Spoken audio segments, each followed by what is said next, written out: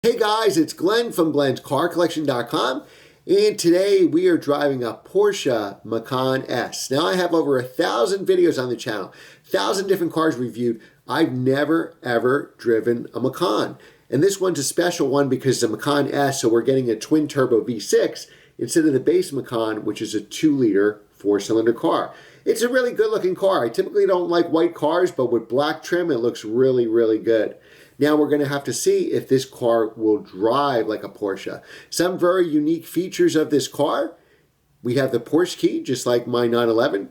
And of course we can lock or unlock or do the hatch, but there's a cooler way to open this hatch. Press the button right under the rear windshield. Now it's a pretty practical car, but there is one reason I'm going to share with you later in the video why I personally couldn't buy this car, what would be a deal breaker for me. But right now, let's look at the hatch. This is probably not as big, obviously, as the Cayenne or the Panamera, but it's about 3/4 the size, I would say, of my Acura RDX. We're going to look at the engine, so while this goes down, remember to like, share, and subscribe. All right, so here's the engine in all its glory. It's a twin-turbo 2.9-liter V6, and it has a very impressive 375 horsepower, 383 foot-pounds of torque. 0 to 60 in about 4.6 seconds. Now let's go inside the car and go over the interior features.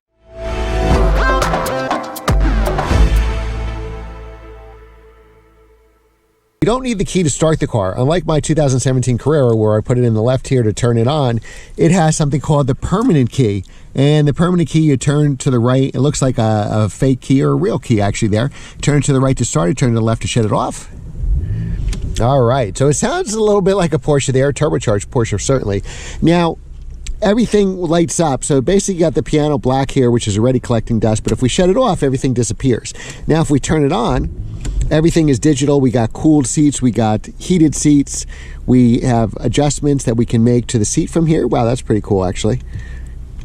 And we have the sport button, we have the shocks. When we press the sport, it automatically puts the shock in a stiffer setting. We can do more like a race setting here with even a stiffer setting. We got the parking brake in the middle. Now my Carrera 2017 has the parking brake on the side here under the permanent key, but here it's kind of in the middle. So like the old days when you had the manual handbrake like my NSX S2000 R8, you kind of have the electronic one here. This is your auto stop button. Lane keeping, which when I was driving from the dealer was really bothering me, so you took it off. You have a hill descent control, so you actually can take this off-road. And again, heated and cooled seats, which are optional for the passenger. Here you can control your climate control. You can sync the climate control on both sides. Since this is a new car, it still has the satellite radio. Pretty cool stations there. It's got the Sport Chrono, and I believe that gives you the launch control. It has a big sunroof, which let's see if we can make some more air in here. Press one of the buttons, and now the cover comes out. I think this car has the black package because it does have the black mirrors and the black roof. I always like the black package. I think that looks pretty cool. It makes it almost look like a GTS. So now what this will do is this will give us the sun. It's tinted and not the cover. There we go. Okay, perfect. All right, so let's see as it drives like a Porsche. This is a loaner car. It's 3,445 miles, 7-speed, dual clutch transmission. Now, there's no left and right. So if you drove a PDK 911 or Cayman Boxer, you can go left and right to put it in manual mode, and then you would use the paddle shifters. This is not the case. So what you have to do here is press manual mode here, and then you can use the paddle shifters. So now if we look in our rear view camera, this also has a front 360 camera. It's got a good view. It also tells us if I was turning the wheel where I would line up. As you can see, everything changes. Now we can look to the side with our 360 camera. I parked in the middle of 2 spaces, so you see the line on the left side of us and the other line of the parking space on the right side.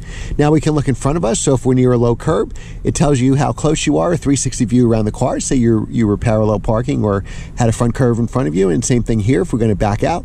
Then we have a panoramic view of the front, and the same in the back. Now we're right up to this. This is a straight line, but it's showing us like a side camera, diagonal on the left, diagonal on the right, so we can see that, and then a top-down view to see if we're in the space correctly. So a lot of stuff here. I think it's all optional, but it is makes it really easy for a daily driver. All right, so 0 to 60 in this car, the S with the V6 engine, is about 4.6 seconds. If you get the 4-cylinder with the 2-liter turbocharged engine, it's about 6 seconds. And then obviously the GTS has basically a tuned version of this motor, the 2.9 liter twin turbo V6, giving you even more horsepower, and that has a 0 to 60 drops to about 4.3. So they discontinued the turbo, and I think the highest model right now is the GTS, and they facelifted this in 2022, did a little bit to the front and rear bumpers and headlights and stuff. All right, so we're going to take, I was going for where my Porsche had the parking brake, but we're going to take it off here, and now we can put it in drive. The only indicator that tells you in drive is up here, where it gives you the transmission settings, park, reverse, neutral, and drive. It will tell you the gear, since it's a PDK gearbox. I think even my manual 911 tells me the gear. You got some nice carbon fiber trim here. You can do your seat adjustments here. You can set them 3 places. I set mine because it keeps changing on me, and I'm not sure why I have to press it every time I get in the car here. It should automatically do it, but whatever. All right, so let's take this for a spin and see how she handles. Visibility is really good. It almost reminds me of a 911 where I can look over my shoulders and I can see everything. So 911 always has a lot of glass, so you can see what's going around.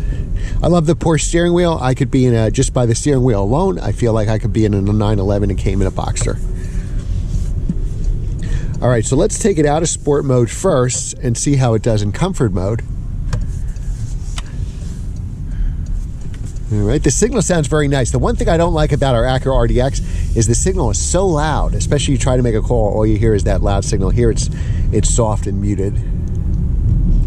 All right, now there's not much power going at this speed, so we're going 30 miles an hour in 5th gear at about 1400 RPM. So this is probably best for gas mileage, not necessarily best for performance. I really like the white gauges here. They're analog gauges for the speed and the tachometer front and center, which I always use the speedometer on the tachometer. So going around these turns here, there's literally no body roll. My friend Tommy owns a Macan, and he always raves that it reminds him of his BMW M2 because it handles so well. And I think you're absolutely right, Tommy. So far, impressions are fantastic on this car. Let's give it a whirl. Acceleration. All right, nice. So the acceleration was pretty good. It seemed like the turbos kicked in maybe around 3,000 or 3,500. Below that, there really wasn't any power. So when I turned on the road, I hit the gas and nothing happened for a second there. Once the turbos kicked in, there was plenty of mid-range torque. All right, so now that we're stopped in a traffic light, I'm gonna put in sport mode because driving in comfort mode, there is really no power under 3,000 RPM. I know why, because it's putting you in a higher gear, but it's, I would say, you know, it's just a regular SUV. I would say an underpowered SUV in the non-sport setting, and I wouldn't pay $80-something thousand for a car that performs that way. So let's see how it does in sport mode, and that may solve the issue. We're gonna hit the manual button here, and now the red light goes on to manual, and now we can shift the gears ourselves. Now it's actually a dual clutch, so it's not a torque converter automatic. Oh wow, I already like it better in sport mode. It's a dual clutch transmission, not a torque converter automatic. So it's not trying to imitate a dual clutch, it really is a dual clutch. And around town, certainly in comfort mode, in the base driving mode, the transmission seemed very smooth. My complaint with some of the earlier Panameras was that dual clutch was very jerky around town. So let's take some sharper turns here. We downshift into second manually. And these are all-wheel drive. Everything sold here in the Northeast is always all-wheel drive. Now the ride, I believe, is stiffer than your regular SUV. It's definitely stiffer than my Acura RDX or Jeep Cherokee than I had before it. I would say it's pretty equal to my M340i xDrive. So I think my friend is right, kind of comparing it to an SUV version of an M2. I love the interior, love the steering wheel. Right thickness on the steering wheel, feels good in your hands that you could hold it for long trips. You got a commanding view of the road. I feel very high in this vehicle. Even though it's not a huge vehicle, it is higher up when you see the height, as you can see in the intro of this video. So it is a higher SUV. Now we're at about 5,000 RPM in second gear around these turns. Now if you keep the turbo in the mid-range, it seems like there's a lot of power here. It seems if you're under the 3,000 RPM, there's no power. All right, so we'll go on some more twisty roads here. downshift. I like driving it in manual mode. We'll try it in automatic mode, but I think keep it in sport, because honestly, I don't like it outside of sport mode. I think it's just too dull. The reactions are too slow. I get it. You know, if you're just going to do errands, let's take the manual off now and drive it in auto. I get it if you're just going to do errands, commute to work, and then it's just a regular car. So that may be a benefit. I'm sure that's why they did it. From an enthusiast perspective, I would kind of be in sport mode with this at all times. So another positive about this car, even though it's higher up, like I just said, it's a commanding view of the road. It's a little higher than I'm used to. There's really no body roll, which is pretty amazing how they were able to do that. Have no body roll with an SUV of this ride height. Car seems pretty solid. I don't hear any squeaks and rattles. It's got bigger tires and brakes and wheels than your average SUV that you'd be buying today, and you can kind of feel that in the drive. It's an outstanding looking car with the black package. Usually I'm not big on white cars. I've only owned one white car ever, and that was a 2014 CLA 45 AMG, which was a fun car. And actually, I think the Macan looks very good in white. I would probably do, if I couldn't do one of the blue colors, I would probably do chalk or like a dark red. But actually, it looks really good in white with the, what I believe is the night package or the black package. I can definitely see why people buy these. Now, there's one deal breaker for me. There's two kind of deal breakers, I guess, but one deal breaker for me where I personally couldn't buy this car, and I'll show you that in a minute. I'll pull over and I'll show you why I could never own this car. But I think for a lot of people, if you can get around what I'm going to tell you is a deal breaker for me, I think you'd be very happy. All right, so we'll make some turns here. And again, we're in auto mode, so we were in 5th gear at 40 miles an hour. It's downshifting us now very smoothly. Even though we're in sport mode, when we're driving in automatic, we don't really feel anything, right? Plenty of power in that mid-range. If I floor it and give it a 10 gas pedal, like foot to the floor, it'll go up to that 7,000 and shift. If I have maybe half or 3/4 acceleration, it seems to shifting about 5,000 RPM.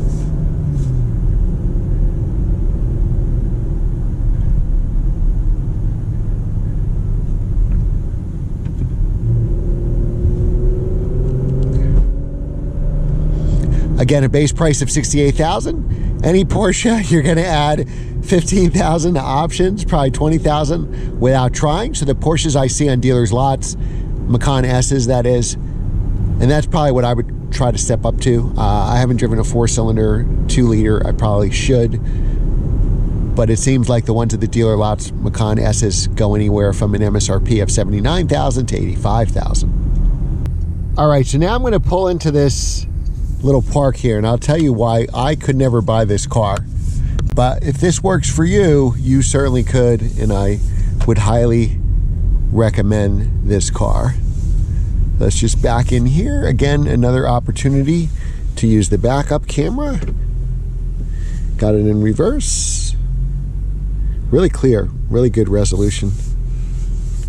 And I think you also have sensors here, it looks like, that would beep if we're about to hit something. Okay. All right, so besides price, let's put the parking brake up.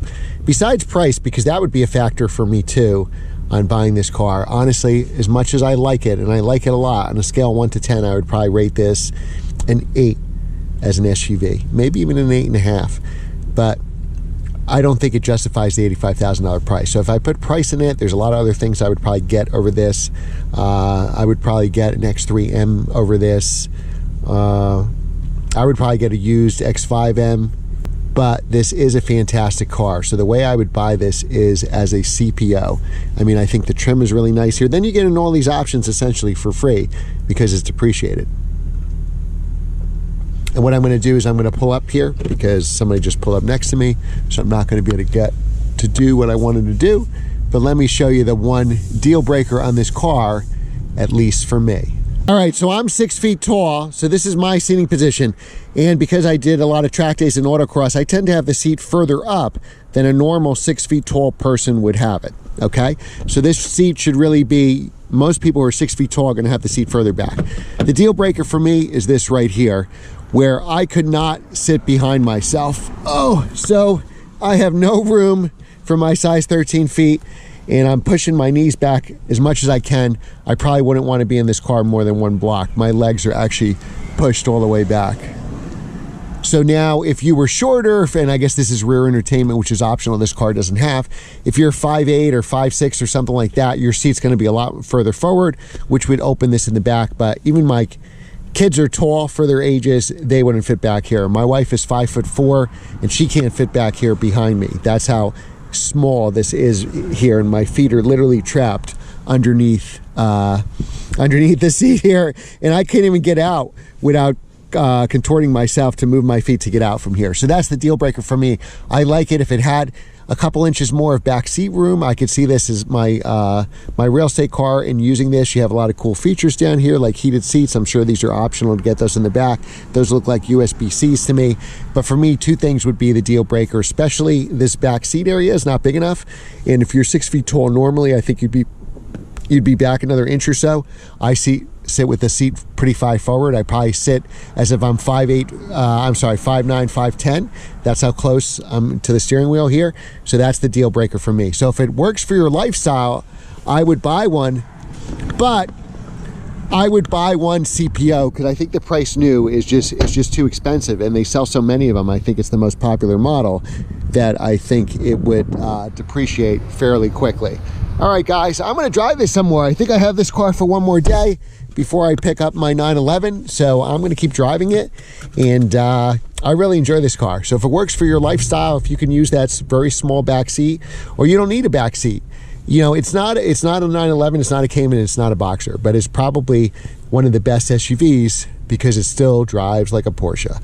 Thanks again for watching, guys. Remember to like, share, and subscribe, and I will see you next time. To